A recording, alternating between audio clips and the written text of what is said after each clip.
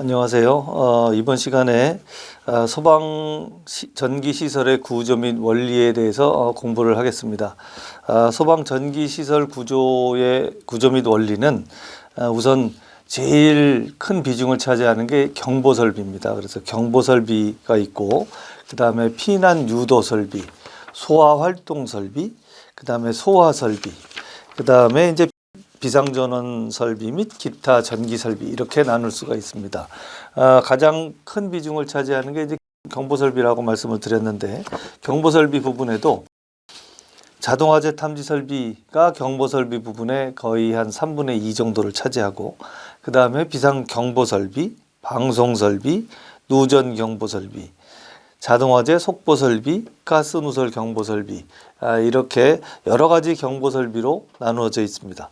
그 다음에 피난 유도 설비는 피난 유도등, 또 유도 표지, 피난 유도선, 그 다음에 비상 조명 등 피난 기구, 이런 것들이 피난에 필요한 설비가 되겠습니다. 그래서 순서가 우선 경보 설비에서 화재를 알리는 경보 파트를 담당하고, 그 경보를 듣고 피난할 수 있는 설비들을 동작을 시키는 그런 순서고, 그 다음에 소방관들이나 이 화재를 관리하는 관리인들이 소화 활동을 할 수 있도록 비상 콘센트 설비, 또 무선통신 보조 설비, 재연 설비 등을 동작시키거나 확인하는 그런 설비가 있습니다.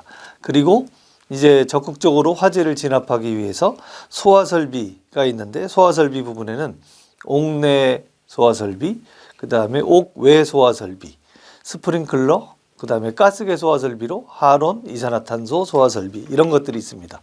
이런 설비들을 또 동작시키거나 맞춰주기 위해서 비상전원 설비나 기타 전기 설비들이 이제 소방 전기 설비에 포함되어 있습니다. 그래서 여러분들이 우리 소방 전기 시설 구조 및 원리에서는 이러한 경보 설비에서부터 소화 설비, 또 부대 전기 설비까지를 쭉 공부하는 그런 과목이 되겠습니다. 우선 첫 번째로 경보 설비에 대해서 말씀을 드리면, 좀 전에 말씀드린 대로 가장 큰 비중을 차지하는 것이 자동화재 탐지 설비라고 했습니다. 그래서 자동화재 탐지 설비에 대해서 하나하나 살펴보도록 하겠습니다. 자동화재 탐지 설비는 말 그대로 자동으로 화재를 탐지해서 알려주는 설비입니다. 경보 설비예요. 그러니까 건물 내에 있는 사람이나 관리인에게 화재가 났다는 정보를 빨리 알려주는 그런 설비인데, 이 알려주는 절차가 자동으로 이루어진다 해서 자동화재 탐지 설비, 이렇게 되겠습니다. 그래서 이 열이나 연기, 이런 화재에 대한 정보를, 열, 연기, 불꽃, 뭐 여러 가지가 화재에 대한 정보가 될 텐데, 이런 것들을 감지기, 말하자면 센서로 하여금 이런 정보를, 데이터를 얻어가지고, 정보에 대한 데이터를 얻어서 수신기 쪽으로 보내고, 벨이나 사이렌, 경종이나 사이렌 등으로 알려주는 설비, 그리고 알려주고 또 기타 소화 설비나 아까 말씀드린 재연 설비, 소화 활동 설비, 이런 쪽으로 신호를 보내주는 그런 설비가 자동화재 탐지 설비의 전체적인 내용이 되겠습니다. 그래서 이런 것들을 우리나라 화재 안전 기준과 또 제품을 만드는 형식 승인, 이런 법이나 규정, 이런 것들을 하나하나 공부해 나가도록 하겠습니다. 첫 번째로 자동화재 탐지 설비 구성에 대해서 설명이 그림으로 나와 있는데, 제일 중심에 있는 것이, 구성 부분에서 제일 중심에 있는 것이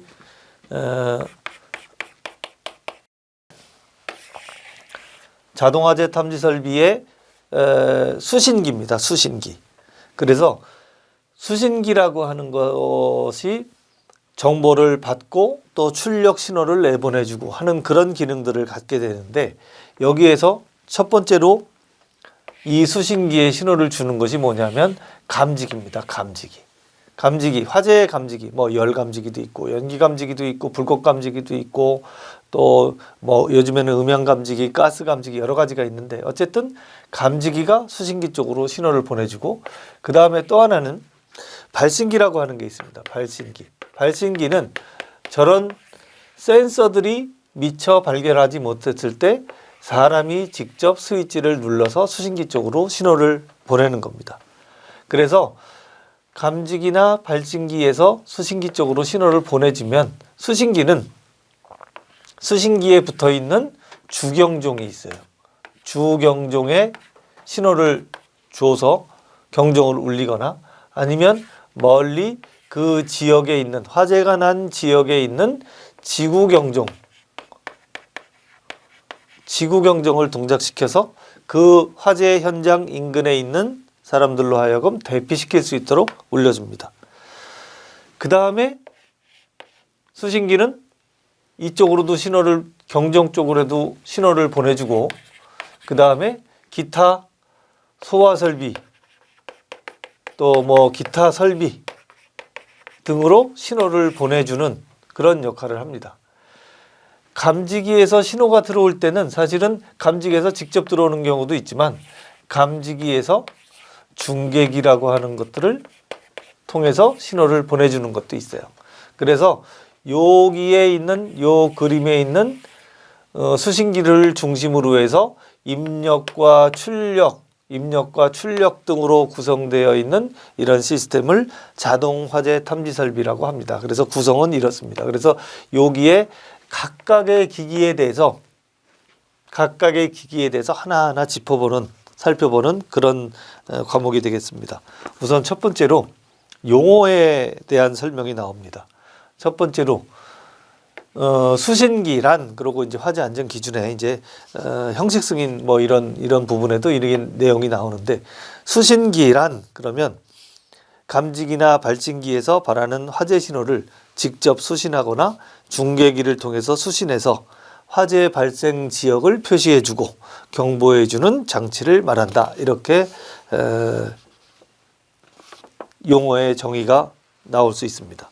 또 하나 여기에 나와 있는 중계기란 감지기, 발신기 또는 전기적인 접점 등의 작동 신호에 따른 그 신호를 받아서 그거를 수신기의 제어반에다가 신호를 보내주는 거다. 역시 아까 말씀드린 대로 감지기에서 받은 신호를 중계기가 자기 나름대로의 신호로 수신기 쪽으로 보내주는 겁니다. 발신기란 화재 발생 신호를 수신기에 수동으로 신호를 전달하는 거다. 그런 장치를 말한다. 그 다음에 이제 그 밖에 뭐 시각경보 장치도 있고, 뭐 경종도 있고, 거실도 있고, 뭐 경계구역이란 용어도 있고, 이런 여러 가지 용어들이 나옵니다. 이제 하나하나 짚어볼 겁니다. 자, 그러면 이제 우선 이런 설비들이 자동 화재 탐지 설비다라고 했는데 이거 이제 요 중간중간 글자를 따서 자탐 설비 이렇게 얘기합니다. 보통 일반적으로는 자탐 설비 그러면 어떤 건물이 있는데 자탐 설비가 되어 있느냐 하는 것이 소방시설을 했느냐 안 했느냐를 결정합니다. 그러니까 어떤 빌딩이 이렇게 있는데 이 건물에 소방시설을 해야 되느냐 말아야 되느냐는 자탐 설비가 있느냐 없느냐, 자탐 설비가 있는 것이 소방 설비가 있는 겁니다. 그래서 이 자탐 설비를 여기다가 설치를 해야 되느냐 말아야 되느냐 하는 대상 건물이 나와요. 그래서 자동화재 탐지 설비 설치 대상 건물에 대해서 한번 살펴보겠습니다.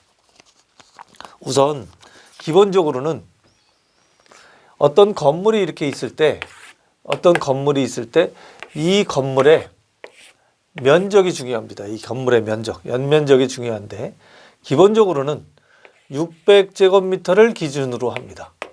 그래서 어떤 건물의 연면적 합계가 600제곱미터 이상이면은 소방시설을 해야 된다. 600제곱미터 이상이면 소방시설을 해야 되는데 소방시설은 자탐 설비를 해야 된다. 그 뜻입니다.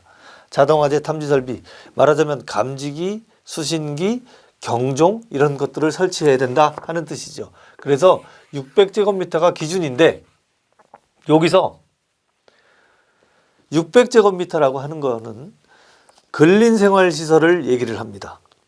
여기서 목욕장은 제외합니다. 목욕장은 뒤에 면적이 조금 다르게 나와요. 근린생활시설, 숙박시설, 위락, 장례시설, 복합건축물 이런 것들이 600제곱미터 이상인 경우에 해야 된다 이렇게 나오고 1000제곱미터 이상이 나와요. 1000제곱미터, 2000제곱미터 여기에 400제곱미터, 300제곱미터까지 또 새로 나왔어요.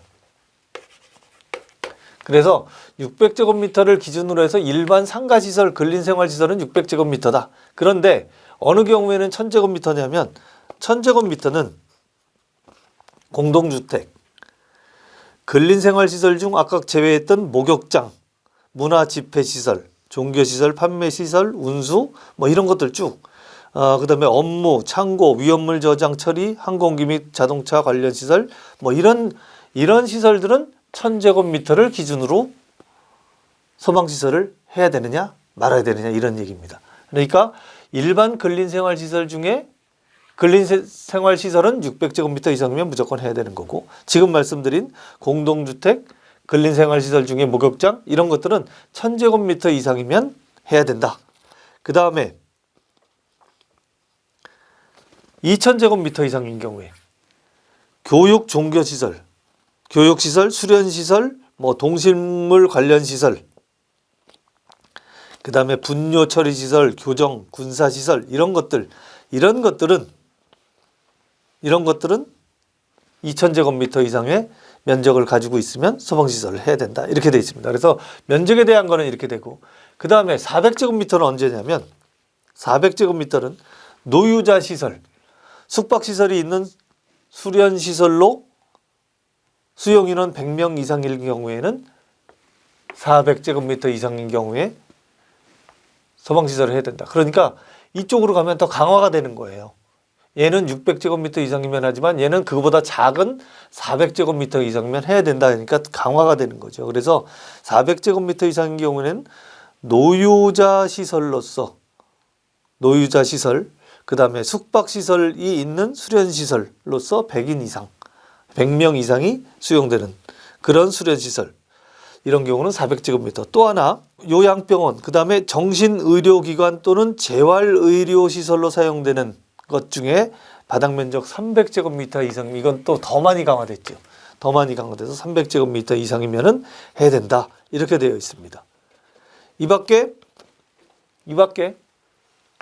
지하구에는 소방시설을 해야 돼요. 지하구에서 지하구라는 게 이런 겁니다. 지하구라는 게 길다란 지하 터널 같은 이런 그래서 여기에 무슨 전력 케이블도 들어가고 뭐 이런 것들이 들어가는데 이 지하구의 정의는 높이가 2m 이상, 넓이가 1.8m 이상, 그 다음에 길이가 50m 이상 이런 경우를 지하구라고 얘기를 합니다. 그래서 이 지하구에는 자동화재 탐지 설비를 해라 이렇게 되어 있고 그 다음에 지하가중 터널인 경우에 1000m 이상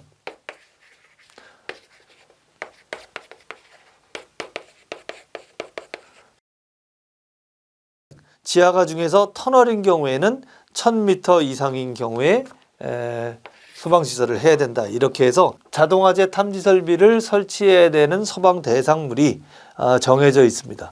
그래서 화재 안전 기준이나 아니면 그 소방법령 내에 이런 건물에는 이렇게 설치를 해야 된다. 그런데 연면적의 기준이 중요하다. 그리고 연면적과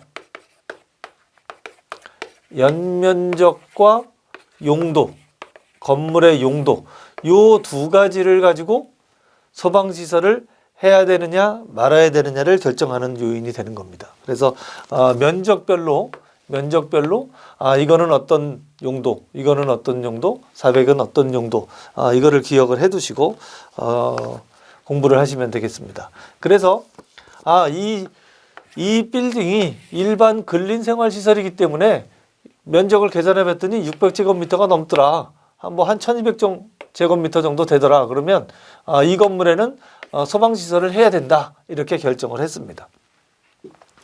그리고 난 다음에 이제 어떤 건물에 그럼 이 건물에 소방시설을 해야 된다. 그러면 자탐 설비를 해야 된다. 그 뜻이죠. 자탐 설비를 해야 된다 하면 이 자탐 설비의 규모는 어느 정도 규모를 해야 될까? 자동화재 탐지 설비를 하려다 보니까 제일 중심에 있는 게 아까 어떤 거였냐면 수신기라는 게 있는데 수신기의 규모, 이 수신기의 규모가 결국은 자동화재 탐지 설비 소방시설의 규모하고 관련이 있어요. 그래서 그러면 수신기를 어떤 수신기를 해야 되느냐 그것도 결정해야 되는데 이거를 결정하기 전에 아니 이 소방시설의 규모를 결정하려니까 이 건물의 건축물의 연면적이 얼만데 이거를 어떻게 나눌 거냐, 구분을 어떻게 나눠서 경계를 할 거냐, 그래서 경계구역을 어떻게 설정할 거냐 하는 것이 중요합니다. 그래서 경계구역에 대해서 설정을 합니다. 그래서 이 건축물의 연면적이 어느 정도 이상이 돼서 600제곱미터 이상이 됐다, 아니면 1000제곱미터 이상이 됐다 해서 이 건축물에는 자동화재 탐지 설비를 해야 된다. 그러면 이 건축물의 연면적을 기준으로 해서 몇 개로 나누어 가지고 경계를 할 거냐, 이 건축물의 전체 면적을 몇 개 구역으로 나눠서 화재 경계를 해야 되느냐 하는 것을 나누는 것이 경계구역입니다. 그래서 경계구역의 정의를 이제 먼저 말씀을 드리면 경계구역에는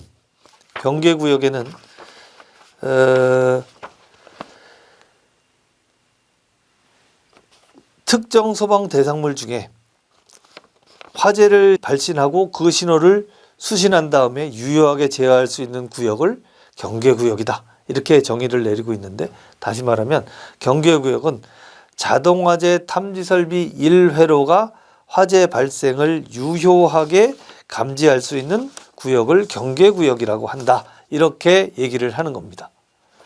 그래서 수신기를 중심으로 해서 이게 이제 수신기의 기호가 이렇게 되는데, 수신기를 중심으로 해서 1구역, 2번 구역, 3번 구역, 4번 구역을 나누는 거죠. 5번 구역까지 계속 면적이 늘어나면 계속 나눠지죠. 이 구역별로 나눠서 수신기가 경계를 하는데 1구역에 있는 감지기가 있고 2구역에 있는 감지기가 있고 3구역에 있는 감지기가 있고 4구역, 5구역 각각 감지기 세트들이 있어요. 여기에 연결되어 있는 이 감지기 선이 이거를 회로라고 합니다.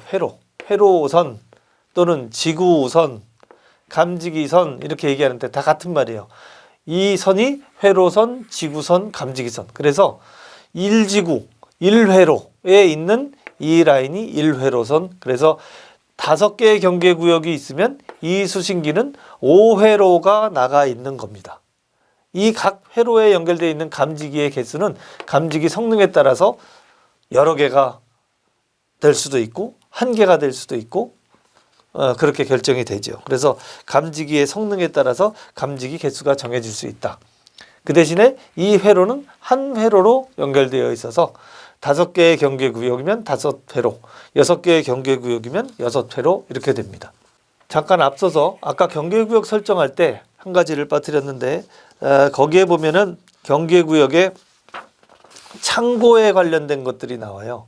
창고에 관련된 것들은 그 지정된 수량의 500배 이상을 취급하는 창고 같은 경우에 그 경계구역을 설정하게 되는데, 그때 그 특수 가연물의 그 수량의 기준이 표에 나와 있으니까 여러분들 그 표를 보시면 됩니다. 예를 들어서 1종 가연물, 2종 가연물, 목재, 볏짚, 석탄 이런 것들이 쭉 나와 있는데 거기에 기준 수량의 500배 이상을 취급하면 자동화재 탐지 설비를 해야 된다. 그것도 하나 염두에 두시고 그 표를 보시면 될 것 같습니다.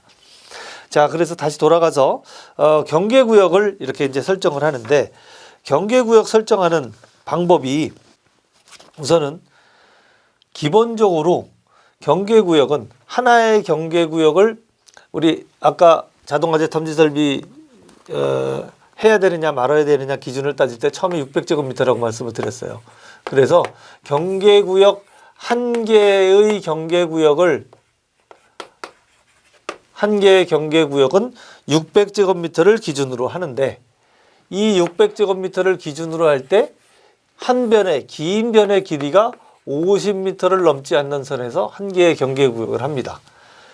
이게 한 개의 경계구역의 기준 면적인데 만약에 얘가 600제곱미터 이하인데 얘가 60m다. 그러면 600제곱미터를 넘지 않았다 하더라도 이거는 나눠서 두 개의 경계구역으로 가야 된다 그 뜻입니다. 그래서 한 개의 경계구역은 50m로 잡아야 된다. 그 다음에 여기에서 단 출입구에서 내부 전체가 보이는 경우에 이제 들어갔는데 예를 들어서 뭐 체육관이다. 이렇게 체육관인데 체육관이 이렇게 쭉 있는데 들어가 봤더니 여기에 사람이 서서 봤더니 이 내부 전체가 처음부터 끝까지 다 들여다 보여요. 이런 경우에는 600제곱미터를 기준으로 하는 게 아니라 1000제곱미터까지 하나의 경계구역으로 삼을 수가 있어요. 그것도 기억하죠. 원래는 600제곱미터지만 입구에서 내부 전체가 훤히 들여다 보이는 경우에는 600제곱미터가 아니라 1000제곱미터를 한 개의 경계구역으로 할 수 있다. 그런데 이게 세부적으로 또 들어가서 보면 애초에 처음에 이렇게 만들어 놓고 내부가 전체가 다 보여서 1000제곱미터를 경계구역으로 잡았는데 이 안에 뭐 물건도 쌓아놓고 기둥도 세우고 뭐 해서 나중에 가보니까 여기가 안에가 들여다 보이지 않더라. 그러면 1000제곱미터로 하면 안 되죠. 그 다음에 그 경우에는 그대로 600제곱미터를 한 개의 경계구역으로 잡아야 됩니다. 그리고 또 하나는 두 개 층을 하나의 경계구역으로 하지 않는다. 건물이 있는데 아래 위층의 면적이 작다 그래서 두 개 층을 하나의 경계구역으로 잡지 않는다. 그런데 단 500제곱미터를 넘지 않는 경우에는 두 개 층을 하나의 경계구역으로 본다. 이런 경우는 어떤 경우냐면 여기에 옥탑방이 조그맣게 이렇게 하나가 있어요. 여기 조그만 옥탑방이 있어서 얘랑 합쳐보니까 500제곱미터가 안 돼요. 그런 경우는 하나의 회로로 잡아도 좋다. 하나의 경계구역으로 잡아서 여기 회로선을 이렇게 쭉 깔아서 여기 감지기를 이렇게 연결해도 된다 이 소리입니다.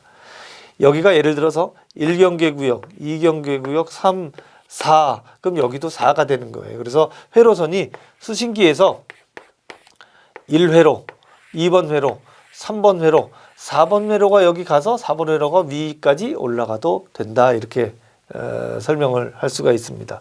그래서 경계구역을 설정하는 방법이 600제곱미터를 기준으로 한다. 그 대신에 50m를 넘지는 말아야 된다. 그런데 밖에서 안이 훤히 들여다보이는 경우에는 1000제곱미터를 하나의 경계구역으로 잡을 수가 있고 두 개 층을 하나의 경계구역으로 묶지 않는 것이 원칙이나 500제곱미터 이하인 경우에 이런 특별한 경우에는 하나의 경계구역으로 잡아도 좋다. 하지만 따로따로 잡으면 더 좋다 이런 뜻입니다. 그 다음에 건물이 두 개가 이렇게 붙어 있어요. 이 건물 두 개를 이어서 하나의 경계구역으로 잡지 않는다. 그 다음에 특별한 감지기들이 있어요. 요즘에는 감지기의 센서의 성능들이 좋아져서 특별한 감지기, 특수 감지기는 그 감지기별로 성능을 인정을 해서 일반적인 감지기는 하나의 50제곱미터밖에 600제곱미터 중에 하나의 감지기가 50제곱미터밖에 감지를 못하는데 이런 거는 12개가 있어야 되겠죠. 그런데 어떤 성능 좋은 감지기가 있어요. 이거는 이 감지기 성능 하나만 가지고 이 전체를 다 커버할 수 있다. 그래서 하나의 경계구역으로 그렇게 잡을 수 있다 하는 경우도 있습니다. 그래서 특수 감지기는 감지기별 성능 인정 범위로 한다. 그 다음에 계단, 경사로, 그 다음에 엘리베이터 건상기실, 린넨슈트, 파이프 덕트 이런 부분들은 별도의 경계구역으로 잡는다. 경사로 부분, 뭐 에스컬레이터, 그 다음에 뭐 이런 부분들, 또 이렇게 슬로프가 쭉 되어 있는 그런 부분, 계단, 뭐 건상기, 엘리베이터를 끌어올리고 내리고 하는 그런 건상기실, 그 다음에 세탁물을 건물에서 밑으로 내리고 올리고 하는 린넨슈트, 뭐 파이프 덕트 이런 데는 경계구역을 별도로 잡는다. 그 다음에 수직으로 되어 있는 경우에 뭐 엘리베이터 건상기실이든지 아니면 뭐 계단이든지 이런 경우에는 이게 수직으로 경계구역을 잡아야 돼요. 수직으로 경계구역을 잡을 때는 높이가 45m를 기준으로 한 개의 경계구역을 잡는다. 45m 이하로 하나의 경계구역을 잡는다. 그렇게 되어 있습니다. 그 다음에 지하층의 계단 경사로도 별도로 경계구역을 잡는다. 이렇게 되어 있습니다. 그래서 경계구역을 설정하는 방법에 대해서 여러 가지가 지금 제시가 되고 있는데 여러분들은 일단은 수평적으로는 면적을 가지고 경계구역을 나누는 겁니다. 그래서 600제곱미터를 기준으로 잡고 그 다음에 수직적으로는 높이를 가지고 잡는데 45m를 기준 45m 이하를 이게 다 이하죠. 이하를 경계구역 하나의 경계구역의 기준으로 잡는다. 그래서 이번 시간에 지금 공부한 거는 자동화재 탐지 설비의 개요, 구성, 그 다음에 자동화재 탐지 설비를 해야 되느냐 말아야 되느냐 하는 부분, 그 다음에 경계구역을 어떻게 설정을 하느냐, 경계구역을 나눌 때 어떤 주의사항이 있느냐 이런 것들을 알아봤습니다. 아무튼 여러분들 이번에 자동화재 탐지 설비를 지금 이제 시작부터 이제 여러 가지 내용을 지금 공부를 했는데 아무튼 잘 이해를 해두시면 소방시설에 처음에 해야 되느냐 말아야 되느냐가 결정이 될 수 있는 그런 내용이 되겠습니다.